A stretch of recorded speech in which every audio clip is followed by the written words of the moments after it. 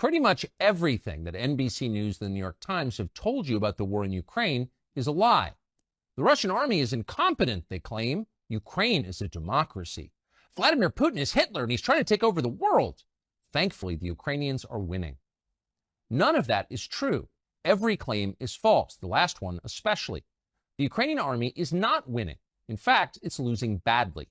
Ukraine is being destroyed. Its population is being slaughtered in lopsided battles with a technologically superior enemy, or scattered by the millions to the rest of the globe as refugees. Ukraine is running out of soldiers. As that happens, the question will inevitably arise, who's going to replace them? If the Ukrainians can't beat Putin, who will?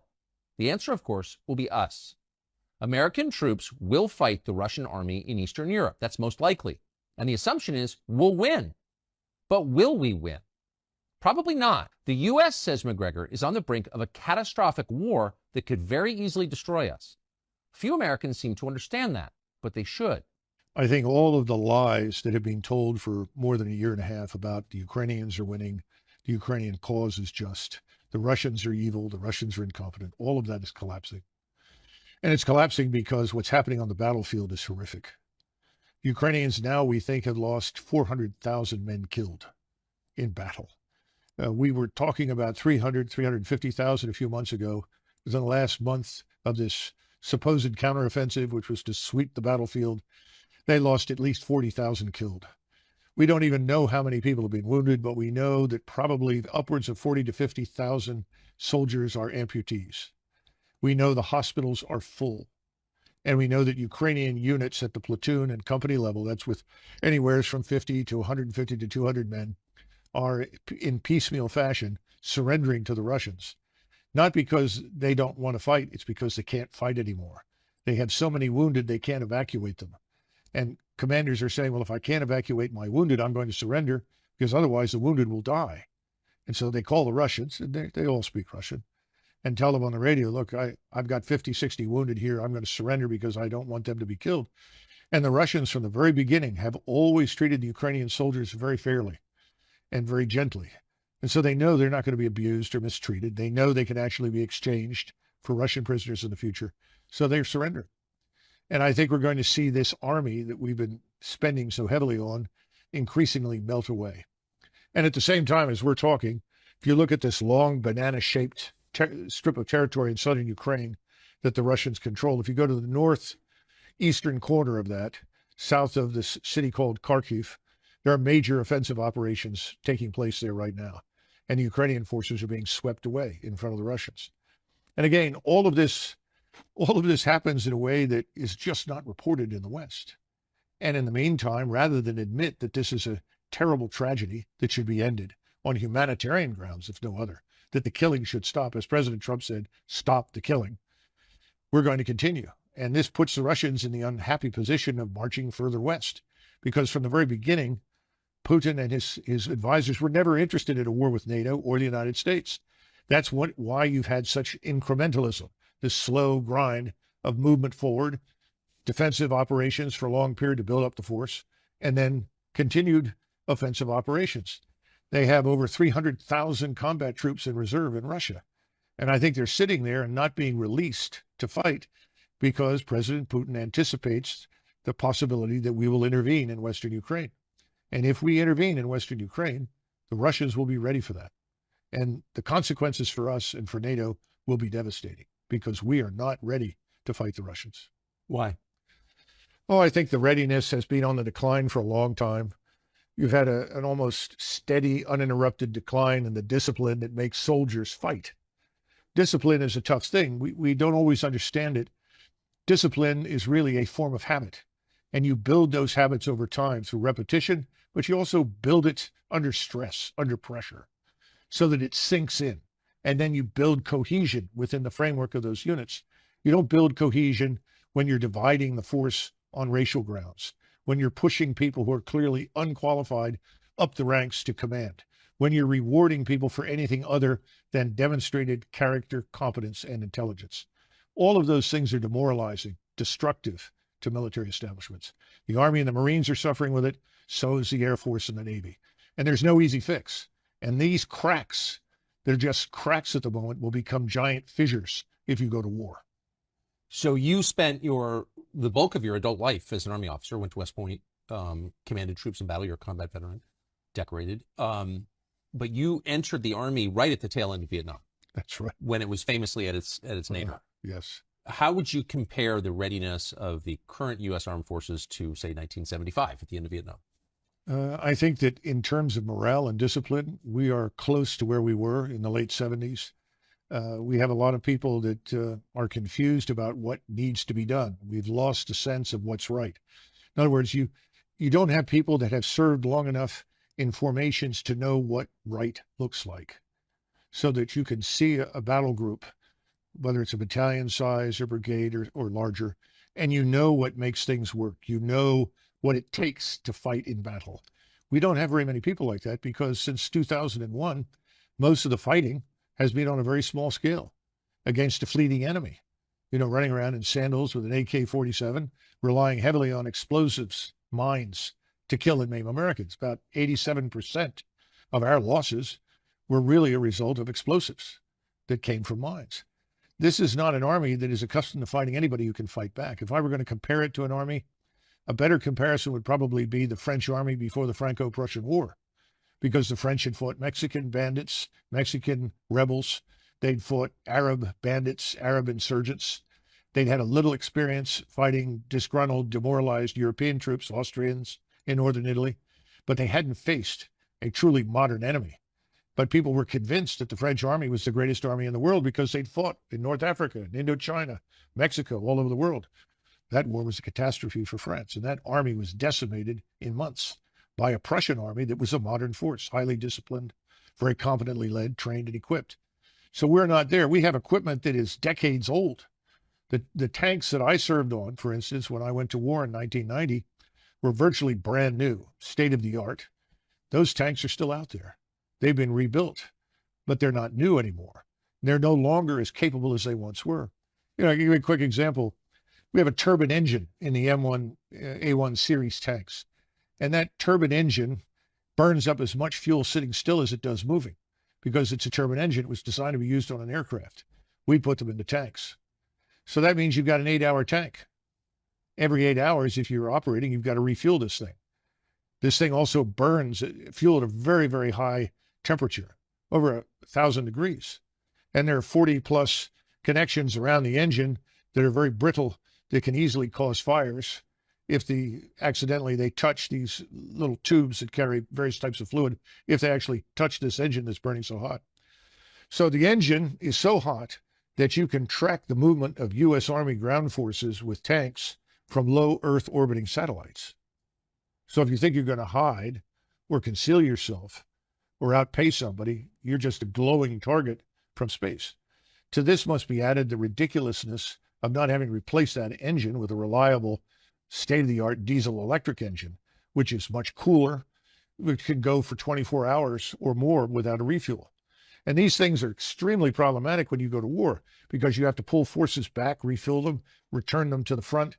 That's not easy to do when you're operating as frequently as every 8 or 6 or 9 hours. They say, well, we put a generator on there to make up for this when you're sitting still.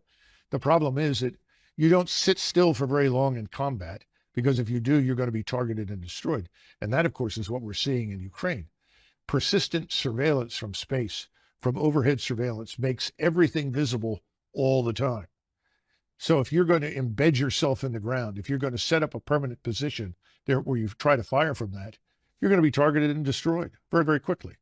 So that's why this defense right now looks a lot like World War I, because anybody who moves is identified and killed. The only limitation on your ability to target and destroy the enemy is ammunition. The Russians, of course, have no shortages whatsoever. You recall at the beginning of this, we have all these shortages, right? The Russians can't keep up with missiles.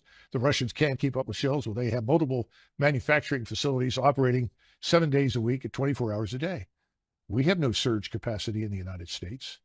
It would take us many, many months to come up to that kind of standard where we could actually compete in high-end conventional warfare.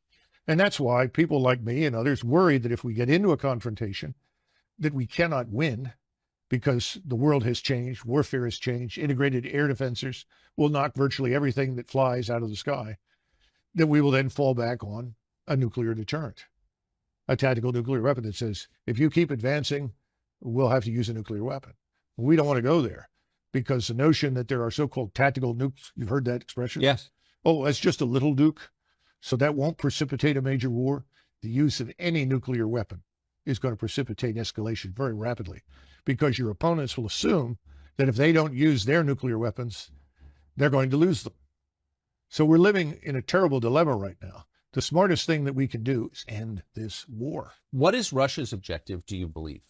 Assuming that objectives change over the course of a war. Of course. Right? Well, the original objective, obviously, was very different. I mean, if they'd made peace with the Russians back in, let's say, March or April, I think the Russians would have retained very little territory, probably only Luhansk and Donetsk, the two so-called breakaway provinces. And I think there would have been guarantees of neutrality for Ukraine and guarantees of equal rights before the law for Russians.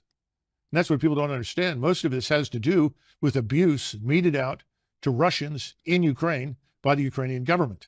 And this, of course, is this radical nationalist government that came to power in Kiev in 2014. And they almost immediately, as soon as that government came into power, they started launching a war against the so-called breakaway provinces. And Putin kept trying and trying and trying. The Minsk Accords were another good example, trying to get to a solution that would not involve confrontation. Now we know, of course, thanks to Angela Merkel, the German chancellor, that the Minsk Accords were just a ruse, a way to kill time and give the Ukrainians more time to build up their forces. To build up their forces for what? And it's pretty clear they were building up for an offensive against Russia. And of course, the next step was that we bring in our missiles and station them in eastern Ukraine, which puts them in a couple of minutes away from all of Russia's cities and all of Russia's nuclear deterrent. So this was unacceptable. So that original deal is gone now. And the question is, what will the Russians accept? Well, I think they're going to demand that whatever remains of Ukraine, rump Ukraine is what most people are calling it now, most of what's probably west of the Dnieper River has to be neutral. It can't be part of NATO.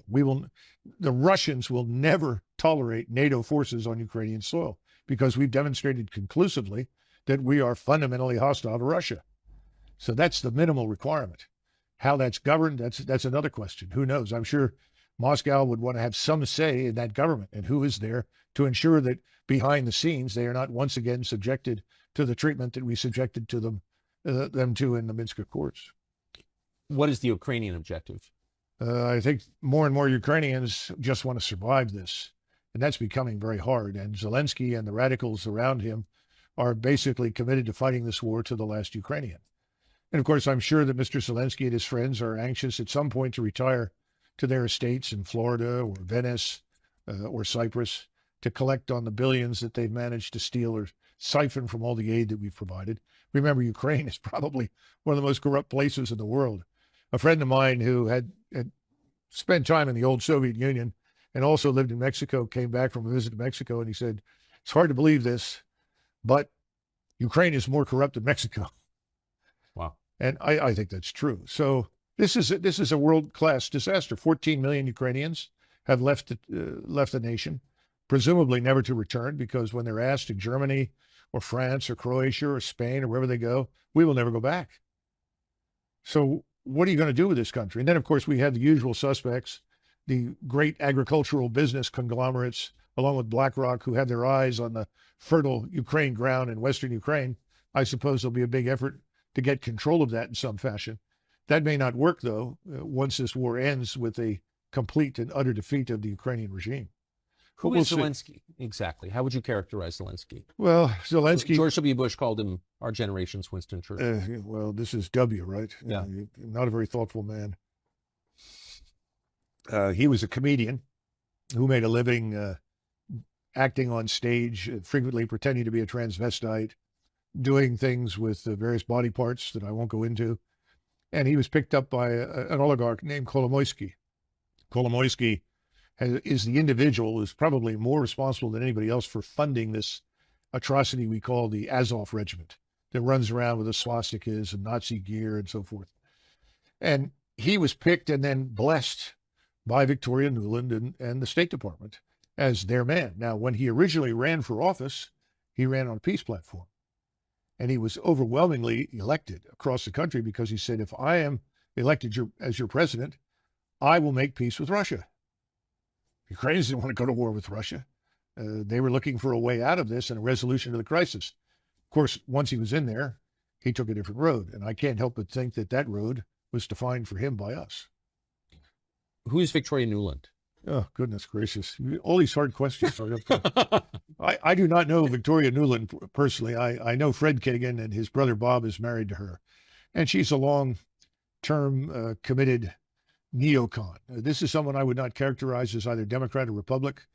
These are people with this agenda, and the agenda says until the entire world is garrisoned by U.S. forces and is converted forcibly to some form of democracy that we approve of, the world will not be safe, and we must continue to fight. And I think in the case of Russia, Russia has special appeal because I think these people have ancestors who came from that region of the world and have a permanent axe to grind with the Russians, which of course I don't. I don't think most Americans do, and nor do I think anybody in government should shape policy based on whatever unhappiness their ancestors, experienced in a place like Russia. So that's a nutshell, but I think that's enough.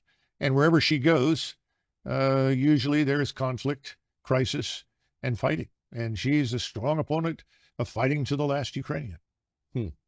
Does she, do you think, have relevant experience that would qualify her to be in charge of this war? Well, obviously she does. But, it's sort of like asking somebody who has never snaked a drain or replaced a garbage disposal to be a plumber. And I think we have a lot of those in Washington. She's not the only one. So, no, I don't think she understands the gravity of the situation. These are the same people. Tony Blinken is in this with, what's his name? Sullivan. I keep mixing up Sullivan with the previous O'Brien, who was in the White House. Not much difference. And Sullivan will all tell you, well, the Russians are weak. The Russian economy is fragile. The Russian armed forces are poor. Their generals are terrible. And they can't possibly win. All we have to do is to keep up the pressure, and they will collapse. Well, that's been a hell of a strategy. And it's killed large numbers of people and created millions of refugees and destroyed the country, but it hasn't hurt Russia. And Russia today is stronger than it has been in 30 or 40 years. You have a Russian military establishment that is now more potent and more capable than the Russian military was in the mid-1980s. Why? Wars typically, don't they degrade a military force? Well, the Russians have been very, very careful and deliberate, very cautious about the expenditure of life. What do you think the casualty numbers are in Russia? That's a hard one to estimate. I think probably 40 to 50,000 killed, maybe another 40 to 50,000 wounded. Wait, total? Yes. As compared to the Ukrainian? 400,000 dead. Yeah. So this is... The ratio is 1 to 5. You believe those numbers are roughly accurate? Yes. Yeah, absolutely. And these 50,000 to 400,000, that's a larger country, or with a much smaller country with a much smaller military. I mean, that's a grotesque. Oh, it is. And the manpower is leaving Ukraine as quickly as it could get out because people don't want to be thrown into the meat grinder. You can't defeat what the Russians have built. They were the first back in the 1970s to understand the criticality of linking intelligence, surveillance, reconnaissance in space, as well as on land and at sea, with strike weapons. What's a strike weapon? Rockets, missiles, guided artillery for precision. They've done that extremely well. So that's one of the reasons they have thousands of guns, hundreds of rocket launchers, hundreds of ballistic missile launchers, cruise missiles, and so forth.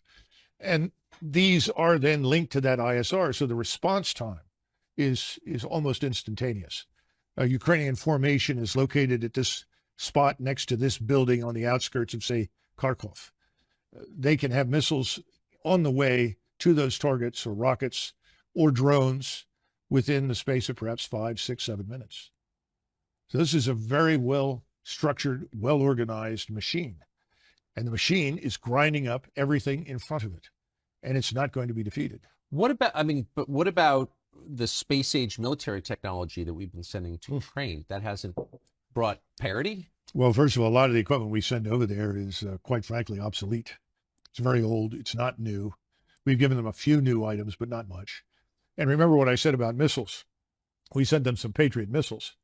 And I think at this point in this newest round of money, $750 million, something like that, we're sending 33 missiles, Patriot missiles.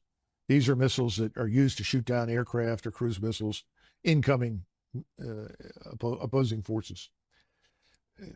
every time you're in air defense, people will tell you if there's a target out there, you shoot 2 missiles at it as a minimum to make sure you get the target. Well, you run out of our missiles in the space of a few days. 33 missiles will be gone in 2 or 3 days. You can't possibly defeat the thousands of projectiles that are being hurled in your direction. And the radars, of course, emit, and so your radars light up and become targets. This is a no-win situation because the Russians, though they were not prepared in February 2022 for this kind of war, they are now. And they're continuing to prepare, which includes continuous mobilization. They're up to 750,000 troops in and around Ukraine.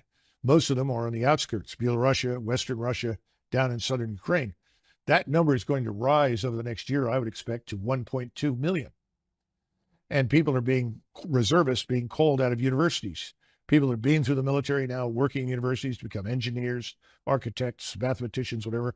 They're being pulled out, put in uniform, and readied because, again, our intransigence, our demonstrated hatred and hostility for Moscow and for Russia has convinced the Russian people, as well as the leadership in Moscow, that they are going to have to fight us and anyone who is allied with us. So they're preparing for that eventuality. That's why it's so important that we have to wake up, understand what we've done has backfired. Whatever we set out to achieve has failed. What we need to do now is stop this and come to a settlement that we may not like, but it needs to happen, and soon, before this thing is out of control. Eventually, you keep this up, within the next 6-8 months, you'll see hundreds of thousands of Russian troops on the Polish border. That is not what we set out to achieve. No, it's a terrifying disaster. And what cost do you think to the United States? The latest estimates since 2001, spending, including the spending in Ukraine, all the military spending designed to support these interventions, conflicts, wars, whatever you want to call them, about $14 trillion. Now, that $14 trillion is largely debt financed. So then you have to move from the $14 trillion to where we stand now in national sovereign debt, which, of course, I know the economic luminaries think is meaningless.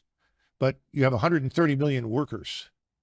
And you look at those figures and suddenly you realize that every adult male or woman in the United States who works for a living has a debt hanging over them of roughly $240,000 in order to deal with what the 14 trillion have added to the national sovereign debt.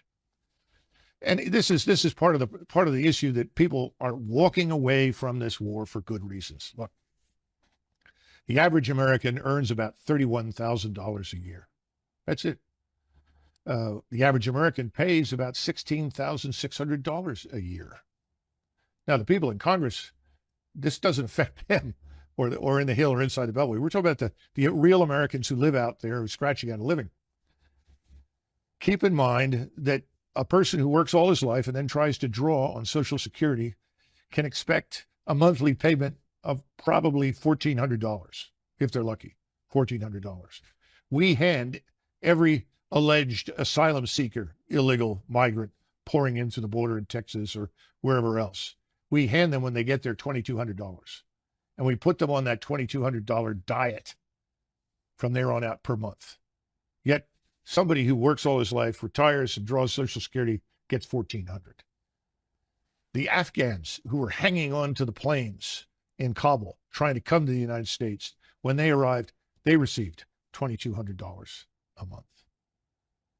Now, if you can make sense out of this, please try, because I don't think most Americans can make sense out of this at all. And that's one of the reasons people have said, not because they know anything about Ukraine. Most Americans don't. If they knew anything about the history of Eastern Europe, they would all say, get out. Because the wars and the blood and the hatred that have been characterized through that part of the world for hundreds of years is something we can't sort out. We can't fix it. We shouldn't try to arbitrate it. We don't know anything about it.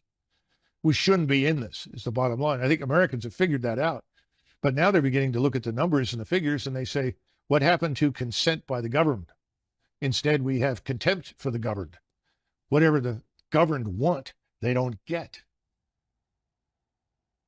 Who gets it? Well, the donors get what they want. You know, somebody was joking the other day and said, you know, Doug, if the donors were cannibals, they'd feed the American people to them. That's the attitude in Washington, D.C. What's the donor want? Give me more money. It's a catastrophe. It's the destruction of our whole republic.